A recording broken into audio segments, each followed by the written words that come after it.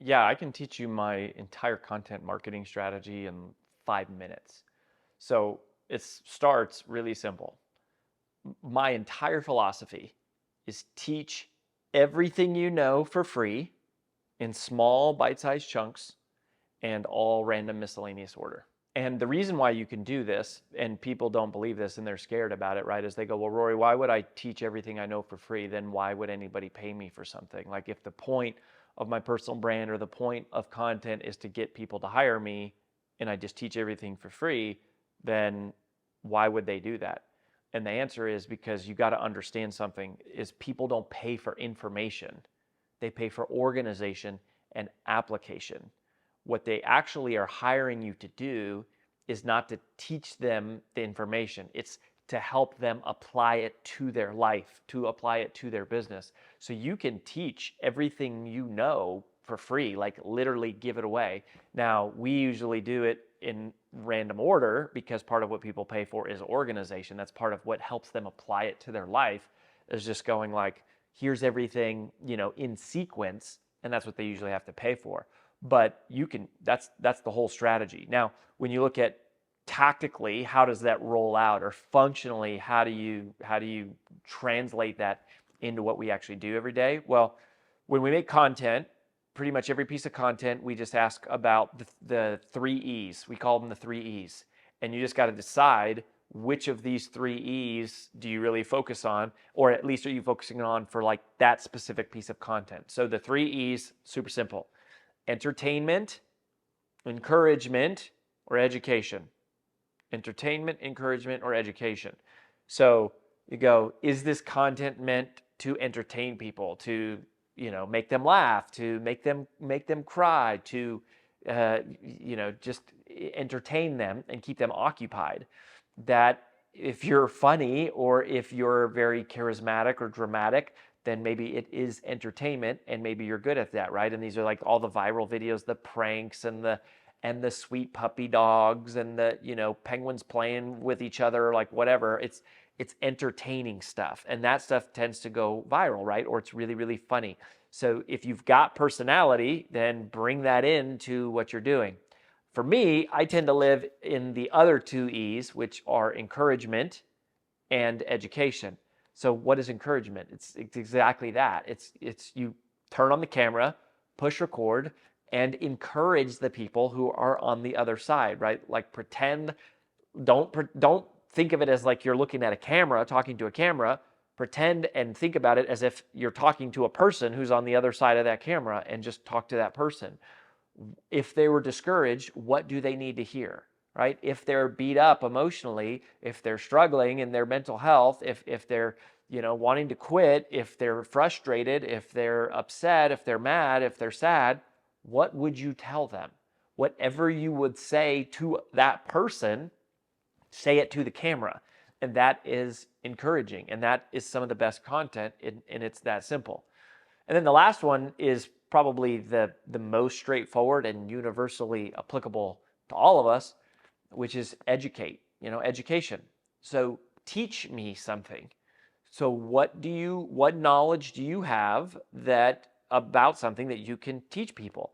Whatever that is what you should share. That's why we say all the time, you're most powerfully positioned to serve the person you once were. Why? Because you know exactly what that person is going through on the other end. You know exactly what they need to learn, and you have learned it. That's how you got to where you are. So reach back and talk to them. Teach them. Show them the way. Share with them everything you know, and that's a great content marketing strategy. So in terms of the philosophy, it's simple. I teach everything I know for free in small bite-sized chunks and all random order. In terms of the content marketing strategy, it's one of the 3 E's. Is this entertaining? Is it encouraging? Or is it educational? Probably some combination of the three.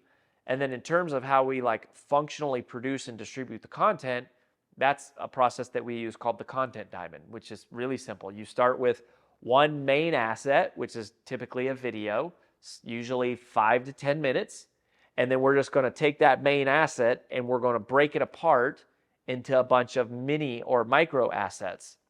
And the reason we call it a diamond is because we think we're gonna create a bunch of assets that are like text and imagery, and then a bunch of assets that are video and audio. So when you create the text and imagery assets, what you do is you start with the video, you get it transcribed, and there's all these tools you can use to do that.